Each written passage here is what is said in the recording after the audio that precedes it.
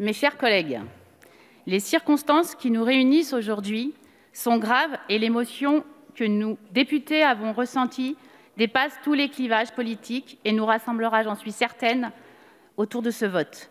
En effet, nous avons tous été témoins, durant les semaines passées, de cette nouvelle épreuve infligée au peuple arménien qui a dû affronter seul des agresseurs surarmés, bien décidés à l'effacer de ses terres historiques du Artsakh. Le poète William Saroyan disait « Allez-y, détruisez l'Arménie. Voyez si vous pouvez le faire.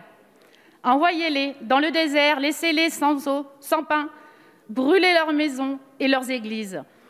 Voyez alors s'ils ne riront plus, s'ils ne prieront plus, car il suffirait que 2 d'entre eux se rencontrent n'importe où dans le monde pour qu'ils créent une nouvelle Arménie. » Voilà ce qu'il disait en évoquant le génocide des Arméniens du début du siècle dernier, ce même génocide reconnu par notre représentation nationale, ici même, il y a quelques années. Cette proposition de résolution, cette convergence politique a été rendue possible parce que c'est une obligation morale. C'est refuser que la guerre soit une alternative à des différends territoriaux, refuser que les armes remplacent la diplomatie. Il est de notre responsabilité, nous parlementaires, de dénoncer des faits établis qui ne peuvent être acceptés. Le recours à la force, le ciblage des populations civiles, l'usage d'armes prohibées par le droit international, le non-respect des droits des prisonniers de guerre ou encore le déplacement de populations qui quittent du jour au lendemain toute une vie.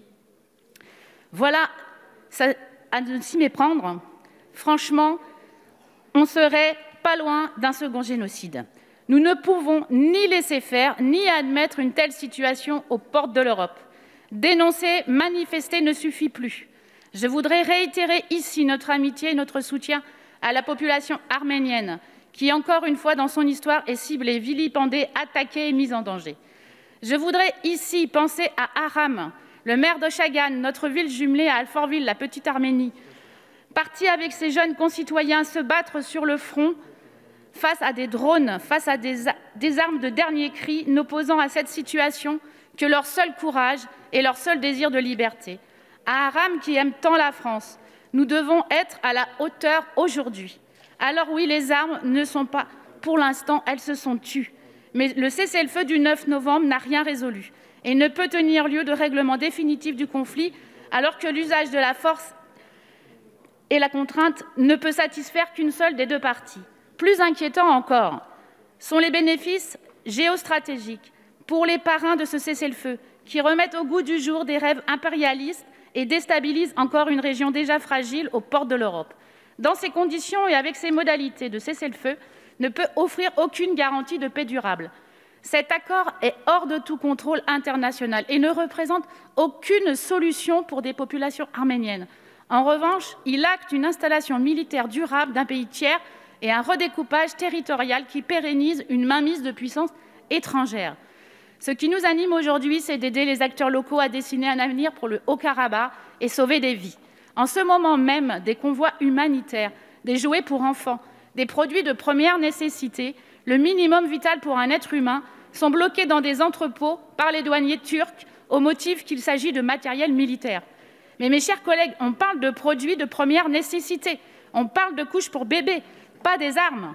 Alors oui, il est urgent d'agir, il est urgent que la France retrouve son rôle, sa place, sa voix, Monsieur le Ministre, qu'elle joue son rôle de protection et d'interlocuteur de premier plan. Il est urgent de redéfinir les conditions et les règles d'un compromis possible. La France, en tant que coprésidente du groupe de Minsk, doit demander le retrait des forces, le retour aux frontières d'avant. L'Union européenne doit aussi peser de toute sa force dans ce sens et devenir un acteur géostratégique majeur dans ce secteur ô combien fondamental. Au-delà, c'est notre politique et nos relations diplomatiques européennes qu'il faut repenser dans cette partie du monde, le Caucase. Alors oui, la reconnaissance de la République du Haut-Karabakh n'est pas seulement une étape de ce processus diplomatique essentiel à la paix. Ce n'est pas un symbole, c'est un devoir, un soutien au peuple arménien, un devoir dont la France doit s'honorer comme elle doit s'honorer pour protéger et défendre ses populations. Alors oui, pour toutes ces raisons, notre groupe votera majoritairement pour cette résolution. Nous apportons notre soutien au peuple arménien du Haut-Karabakh, à la reconnaissance de sa souveraineté. Et c'est un 3 novembre, je le rappelle, 1896, que Jean Jaurès a parlé de cette tribune et qu'il dénonçait déjà le premier génocide des Arméniens. Mes chers collègues, je compte sur vous.